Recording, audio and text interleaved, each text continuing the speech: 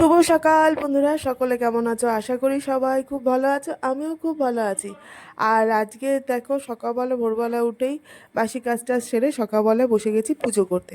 কারণ রোজই বেলা হয়ে যায় পুজো করতে করতে। আর পুজোটা বেশিরভাগ সময় ছেলেই দেয়, বৃহস্পতিবার করেই আমি পুজো করি। কিন্তু তবুও ভাবলাম যে সকালবেলা একটু সময় আছে, স্নান সেরে পুজোটা করে নিয়ে তারপর বাকি কাজগুলো হাত দিই। আর বাসি কাজ যেহেতু হয়েই গেছিলো সকাল সকাল, তা যাই হোক, এই ভেবেই সকালবেলায় বসে গেলাম মায়ের পুজোটা দিতে। আর সকালবেলা স্নান সেরে পুজোটা করলে বেশ মনটা সারাটা দিন খুব ভালো যায়, আর মনটাও খুব ভালো লাগে। তো যাই হোক, চলো তাহলে আগার এই মানে পুজোটা দিয়ে তারপরে কাজগুলো শুরু করে দিলাম।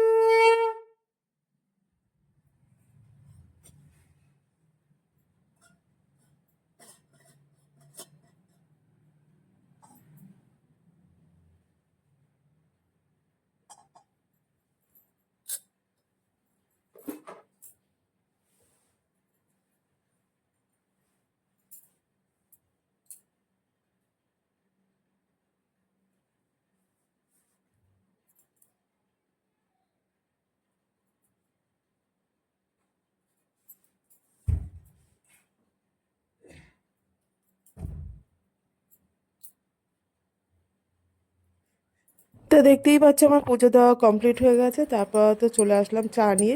কথা ওদিকে বসেই ছিল চা খাওয়ার জন্য, যেহেতু সকালবেলা পুজো দিতে আগে চলে গেছিলাম। তা চাটা করে এদিকে চা খেয়ে নিয়ে তারপর তো যে বাসি কাজগুলো ছিল সেগুলো তো সকালেই সারা হয়ে গেছিলো। তারপর ঢুকে গেলাম রান্নাঘরে। রান্নাটা যথারীতি কথায় গেছিলো একটু বাজারে, নিয়ে এসেছিলো একটু জ্যান্ত মাছ। আর এখানে দেখো, ঘরে ছিল মূলো শাক ভাজলাম, এই মূলো শাকটা একটু ভেজে নিলাম। আর এখানে একটা তরকারি ছিল, সেটাও একটু গরম করে নিলাম। আর এখানে ভাতের হাঁড়িও নেমে গেছে, দাঁড়াও দেখাচ্ছি তোমাদের। এই দেখো, ভাত তো আমার সকাল সকাল কমপ্লিট হয়ে গেছে। আর বললাম যে সকালবেলা কর্তা গেছিলো বাজারে, নিয়ে এসে হচ্ছে এখানে কড়াই তেল গরম হয়ে গেছে, নিয়ে এসেছিলো হচ্ছে এই যে জ্যান্ত কাতলা মাছ। তা বলেছিল যে জ্যান্ত কাতলা মাছের অন্য কিছু না করে করো একটু ফুলকপি দিয়ে আলু দিয়ে ঝোল। তাই ঘরে একটা ছোট ফুলকপি ছিল, তাই ভাবলাম যে তাহলে খেতেই চাইছে ফুলকপি দিয়ে আলু দিয়ে জ্যান্ত মাছের ঝোল, তাহলে তাই করব। তো যাই হোক, এই ভেবে মাছটা ভাজা বসিয়ে দিলাম। আর এইদিকে দেখো, মাছটা আমার ভাজাও কমপ্লিট হয়ে গেছে। আর এখানে যে তেলে মাছ ভেজেছি সেই তেলে একটু পাঁচফোড়ন ফোড়ন দিয়ে, আর এখানে দেখো ফুলকপি আর আলু যথারীতি কেটে নিয়েছি, এগুলো একটু তেলের ওপর দিয়ে একটু ভাজা ভাজা করে নেব।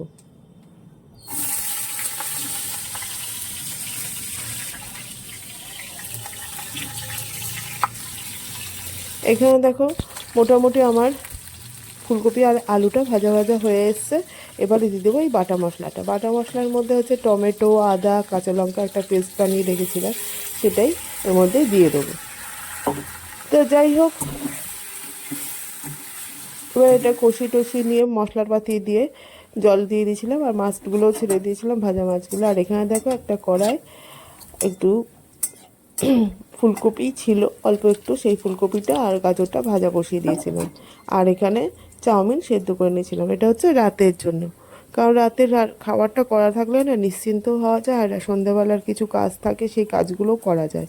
আর এখানে দেখো তিনটে ডিমের অমলেটও করে নিয়েছিলাম, মানে খুব ডিমের ঝুড়ি যেটাকেই বলো, যাই হোক, ডিমের ঝুড়ি করে নিয়েছিলাম। আর এখানে দেখো মাছের ঝোল আমার কমপ্লিট হয়ে নেমেও গেছে।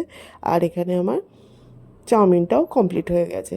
তা চাউমিনটা নামিয়ে রেখেছিলাম একটা কাঁচের বলে, এটা মাইক্রোওভেন বোল। মাইক্রোওভেনে বলে থাকলে কি, রাত্রেবেলা মাইক্রোওভেনে দিয়ে দিলে খাবারটা বেশ টাটকা মতো, ভালো করে গরম করলে বেশ টাটকা টাটকা মনে হয়। আর এদিকে গ্যাসটাও পোছা কমপ্লিট। তা দেখতেই পেলে সারাদিনের কাণ্ড কারখানা। তা যাই হোক, সন্ধ্যাবেলা দেখো আবার চা নিয়ে বসে গেছি। কর্তা এদিকে চা মানে চিনি গুলছে চায়ে। আর এই যে আমার চা, ওদিকে কর্তাকে মুড়ি একটু মেখে দিয়েছে, আর আমার এই যে মুড়ি আর একটা বিস্কুট। আমি মুড়ি মাখা খাবো না, তার জন্য নিয়েছিলাম শুকনো মুড়ি। তা চলো, ব্লগটা আর বাড়ছে না, এই পর্যন্ত। সবাই খুব ভালো থেকো।